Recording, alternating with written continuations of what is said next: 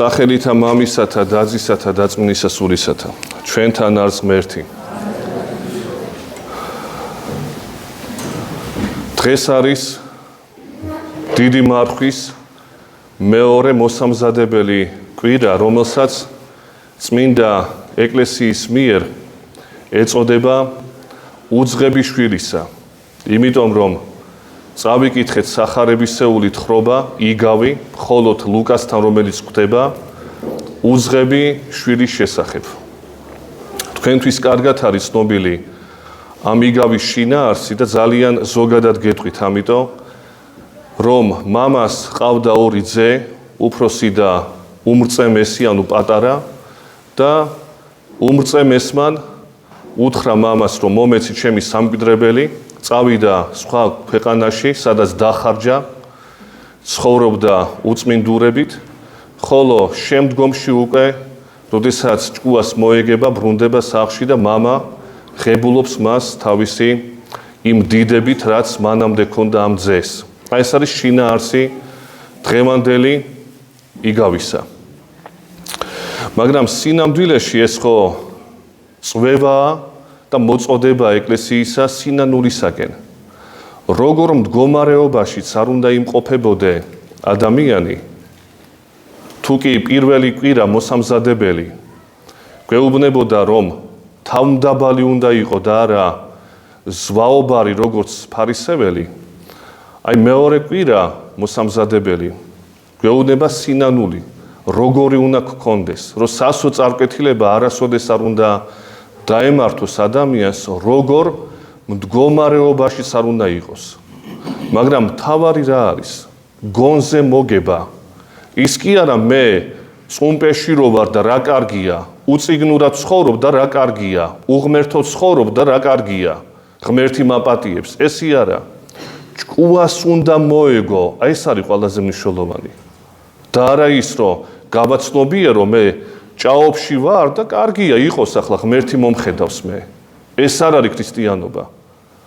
ის კი არ თქვა იგავით მაცხოვარმა, რომ ღორების მწყემსად რო დანიშნეს ეს უმრწემესი და დარჩა ღორების მწყემსა და რა კარგია იყოს ესე. ეს არ უთქვამს მაცხოვარს. თქვა რომ დაცემა აქვს ამ პატარას, მაგრამ როგორ მოიქცა ამ დაცემულობიდან. აი ეს არის საქმე. თორე იმის გაცნობიერება კი არ არის მხოლოდ რომ ესეთ დღეში ვარ მე და ვიქნები ესეთ დღეში რა დროს ჩემი გამოსწორებაა. სიზარმაცია ეს და არანაირი სათნოება არ არის, მხოლოდ და მხოლოდ გაცნობიერება იმ დაცემულობისა, რაც ხშირად ჩვენ თავს დაატყდება ხოლმე. ეს ერთი, რომელიც ესე იგი სინანულისაკენ წვევაში ვლინდება და მაგრამ ამ შემთხვევაში ხო ვლინდება მამის უსაზღვრო სიყვარული შეცდომილი ძისადმი. საერთოდ, როცა დაუფიქრდები ადამიანი, როდის არის ადამიანში სიყვარული მეორე ქმნილებისადმი, მეორე ადამიანისადმი. აი ამ იგავში იკვეთება ის სათნოებები, რომელზედაც დგას მთელი სიყვარული, ჯერ ღვთისა ადამიანისადმი და მეორე მხრივ ადამიანისადმი, რომელიც სათნოებებია, რის გარეშეც სიყვარული არ გააჩნია თურმე ადამიანს მეორესადმი. რომელიც სათნოებებია აქ? ანუ მამისა, ძისადმი, ღმერთისა, კაცობრიობისადმი. ეს არის სამი ესეთი სათნოება. პირველი მოთმინება. მამის მოთმინებაა ძალიან დიდი გამოხატული. სად ვლინდება ეს მოთმინება? როდესაც ძე ეუბნება სამკვიდრებელი მომეცი, რაც თვითონ არ მოუხვეჭია. მამა უთმეს, აძლევს, უშვებს, არაფერს არ ეუბნება. ითმეს, როდემდე იქნება ეს უგუნური კაცი ამ ტყვეობაში, გაკერპებულ მდგომარეობაში თავისი აზრებისა. ითმეს. ესე იგი, თუ ადამიანს არ ითმენ შენ, ოჯახის წევრს თუ არ ითმენ შენ, მეზობელს თუ არ ითმენ შენ, ესე იგი სიყვარული არ გაგაჩნია. სიყვარულის სტატიკური მდგომარეობა ჩვენ ბევრჯერ გვისაუბრია ამ საკითხზე. რაღაცა ჩამოყალიბებული მოცემულობა კი არ არის მხოლოდ. ეს არის მარად ზრდადი პროცესია, დინამიკური მდგომარეობაა ეს. სვლა არის შეიძლება ითქვას. და არა რაღაცა ისეთი მოცემულობა მე მიყვარს და დავამთავრე ამით. სიყვარული ქრება ან იზრდება. ყოველთვის პროცესია იგი. მამას უყვარს ზე, მიდის ეს ზე და მამა ავლენს მისადმი მოთმინებას. თურმე უნდა მოითმინო ბევრი და ეს არის გამოხატულება შენი სიყვარულისა მეორისადმი. ეს პირველი სათნოება. მეორე, რის გარეშეც არ არსებობს სიყვარული. ეს არის შენდობის მიცემა. თუ ადამიანმა შექცოდა და გეუბნება რომ მაპატიე, როგორც ეს ზე ეუბნება რომ მაპატიე მამა მე. ეს ხო მოითმინა ამდენი მამამ და ასევე შეუნდობს იმ უგუნურებას. იმას კი არ ეუბნება შენი არჩევანი გააკეთე და დავასრულე მე შენთან საუბარი. ის მოეგო ჭკუას, მოდის მამასთან და ეს პატიობს. სადაც პატიება არ არის, იქ სიყვარული არ გააჩნია იმას, ვინც არ პატიობს. ესე იგი მოთმინება და შენდობის მიცემა. და მესამე, რომელიც ალბათ ყველაზე მნიშვნელოვანია, სიხარული. როდესაც გიხარია მასთან ერთად. მამასთან როდესაც მოდის ძე შეცდომილი, მოთმინება გამოავლინა, შენდობა მისცა და მასთან ერთად უხარია მამას. ისე კი არა, შენდობა მოგეცი და მე არ ვიზიარებ შენ სიხარულს. იმ ბიჭს ხო უხარია ეს, რომ მამამ დააბრუნა იმ წიაღში, საიდანაც დაეცა და მამა როგორ წერია სახარებაში, მოეხვია მას, კისერზე მოეხვია, ყელზე მოეხვია და დააბრუნა დასაბამიერ მდგომარეობაში. აი სამი საფუძველი სიყვარულისა, რომლისგანაც იშვება, რომელზედაც დგას მთელი სიყვარულის მიერი ცხოვრება ადამიანის. მოთმინება, შენდობის მიცემა და სიხარული აუცილებლად.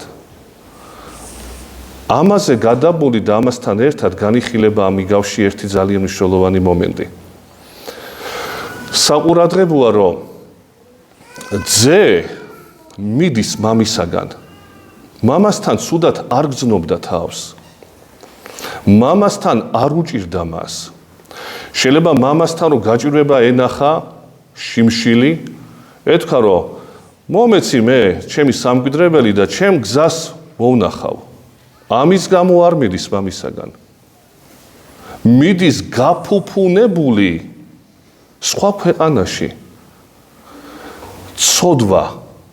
ცოდვილი კაცი ყოველთვის განყოფას ეძებს. ერთიანობა არ უყვარს მას. როგორც ამ ძეს, როგორც თითოეულ ჩვენგანს. მომეცი ჩემი მხოლოდ, მე შენ არ ამჭირდები. ესე ცოდვა ყოველთვის განყოფაზე მუშაობს. სიყვარული არ გააჩნია ცოდვას. და სადაც ცოდვაა, იქ ერთიანობა არასოდეს არ არის, იქ თანაგრძნობა არ არის და რა თქმა უნდა სიყვარული როგორ იქნება. ესე იგი, მომეცი ჩემი სამკვიდრებელი, მე არ ამჭირდება შენი არაფერი, შენ კი გეკუთვნის, მაგრამ მე მომეცი, გამოყოფა მინდა მე შენგან. განყოფაზე მუშაობს ეს ცოდვილი კაცი. და სად მიდის? მიდის სხვა ქვეყანაში. და რას აძლევს ღმერთი ამ თავის შვილს? აი ახლა რო გადავიდეთ ადამის მდგომარეობაში, ადამისა და ღვთის ურთიერთობა. ეს ხო სინამდვილეში ღმერთზე და ადამიანზეა, ადამის მოდგმაზეა საერთოდ საუბარი. და როდესაც ჩვენ საუბრობთ, რომ ადამიც იგულისხმება ამავე დროს და მთელი მისი მოდგმა, როგორ მოექცა ადამი ღმერთს? მე მომეცი ჩემი სამკვიდრებელი, მე ღმერთი მინდა გავხდე ღმერთის გარეშე. დღესაც ხო ესე ვცხოვრობ ჩვენ. ღმერთის გარეშე ბედნიერება გვინდა ხშირად. და აი საოცარი რა არის და საკვირველი ამავე დროს. რა უნდა მისცეს ღმერთმა ადამიანს ისეთი, რაც ღმერთს არ ეკუთვნის. ყოფით ცხოვრებაში მამამ შეიძლება რაღაცა მისცეს შვილს და მას აღარ ეკუთვნოდეს. მაგრამ ღმერთისაა წუთისოფელი ყველაფერი, მისი შექმნილია და მას ეკუთვნის. და ეს ზეუბნება, რომ მომეცი ჩემისა, შენ აღარ უნდა გეკუთვნოდეს ის, რასაც მე მომცემ. და რას აძლევს ღმერთი? იმას, რაც ღმერთს არ აქვს. რა არ აქვს ღმერთს? კითხვა. არ აქვს ხრწნადობა, ხრწნილება და სიკვდილი არ აქვს ღმერთს. აძლევს, ეს მე არ მეკუთვნის.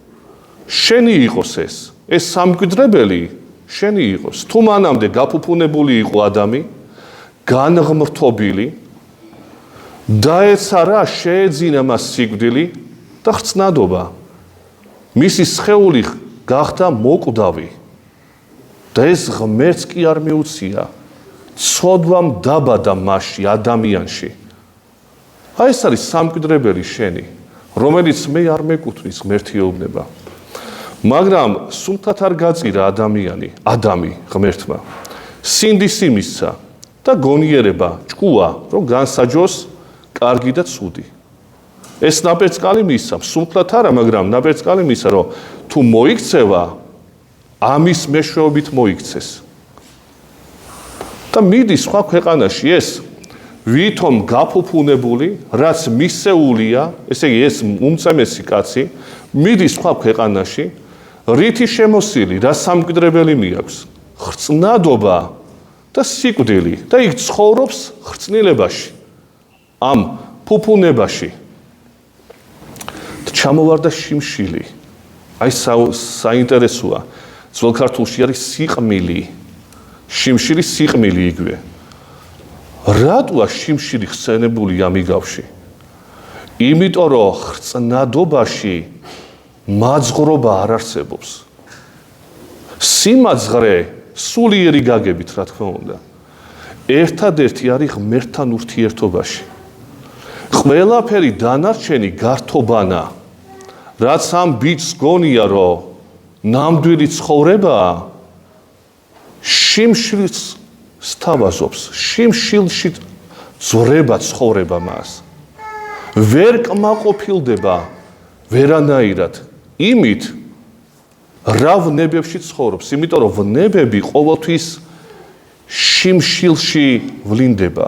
რამდენადაც არ უნდა აჭამო ვნებას, უფრო მეტი და მეტი უნდა. ყველა ვნება არის უგუნური, ჩვენ ვიცით. ეს იქნება მოწევა, ლოთობა, სიძვა, მრუშობა, თამაში თუ ასე შემდეგ, ყველა არის გაუმაძღარი. ვერ დააკმაყოფილებ. რაც უფრო აკმაყოფილებ, უფრო მეც გთხოვს. შიმშილია და მაგიტო. ამიტომ მოშივდა მას. ჩვენ თქვით, რომ ღმერთთან ურთიერთობაში არ არის შიმშილი. მაქსიმე ამსარებელს, რომელსაც ეკუთვნის ესეთი ძეგლი სიყვარულის შესახებ, ადრე გვითქვამ ჩვენ ამ შრომასთან დაკავშირებით, ესეთ რთულ გამონათქვამს ამბობს. საერთოდ მაქსიმე ძალიან რთული ავტორია.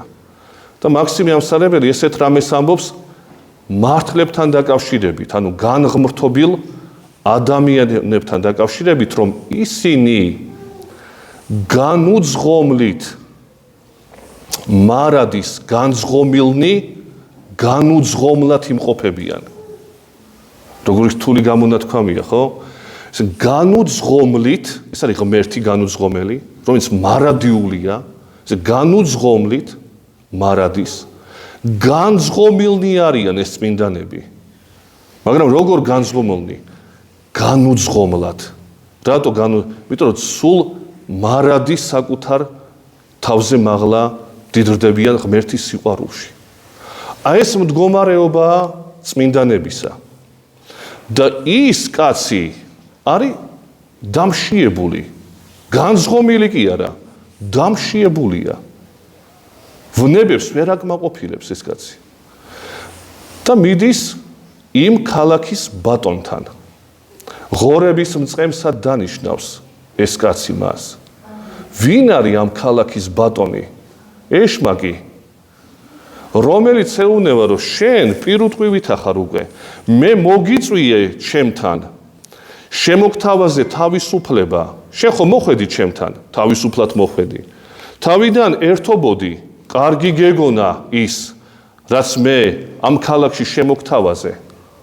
მაგრამ აღმოჩნდა, რომ ეს ყველაფერი ფარსი, გარეგნული, ვერ დაგაკმაყოფილებს თურმე. და იყავი ღორების მწყემსი. მაგრამ აქ არ ჩერდება ეშმაკი, ნახეთ, მარტო ღორების მწყემსობაში კი არ არის საქმე, რომ იყავი და გაძღებიო, არა. ღორების საჭმელიც აღარ აქვს მას. ესე იგი, ისე შემოიტყუა ეშმაკმა ეს კაცი, რომ ღორების საჭმელსაც კი აღარ აძლევენ. ისეთ ჭაობშია ადამიანი ვნებებში, რომ ის ერთი რო ქონდა საშუალება დაეკმაყოფილება, ეხლა ვეღარ აკმაყოფილებს. წამალი უნდა და დოზა იზრდება, ფული არ არის.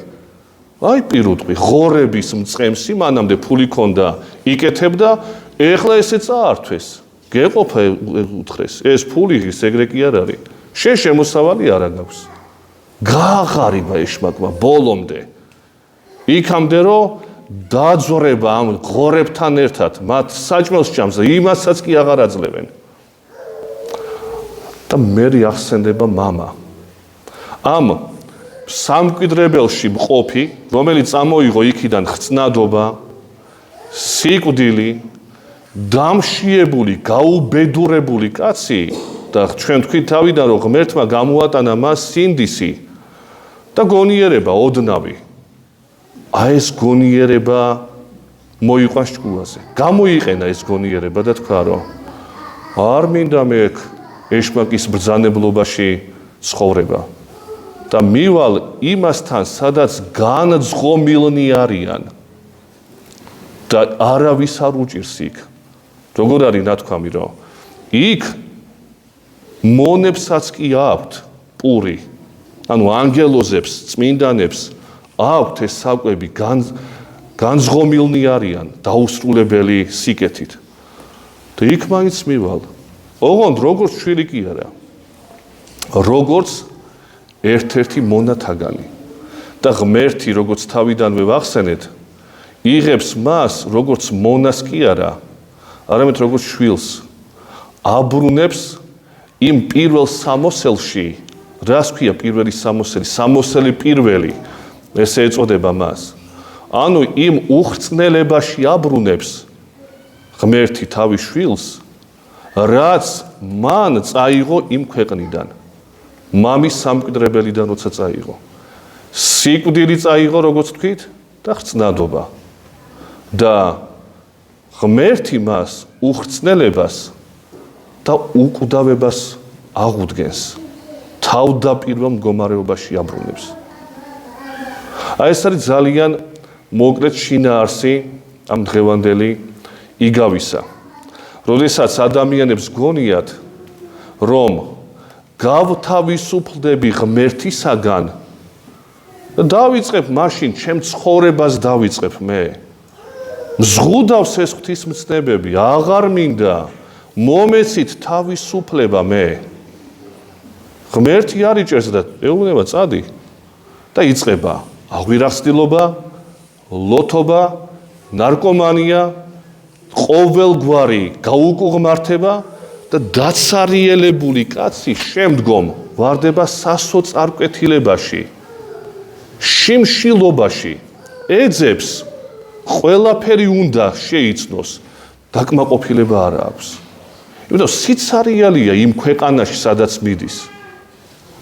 გათავისუფლება უნდა და თვითონ თავის მტერი ხდება სინამდვილეში. აი ამისკენ მოწოდება ამიგავის მიხედვით ჩვენი თითოეული ჩვენგანისა. დაგლოცოთ ღმერთმა და მოგცეს უფალმა სინანულის გრძნობა. ჯვარი გეწეროთ.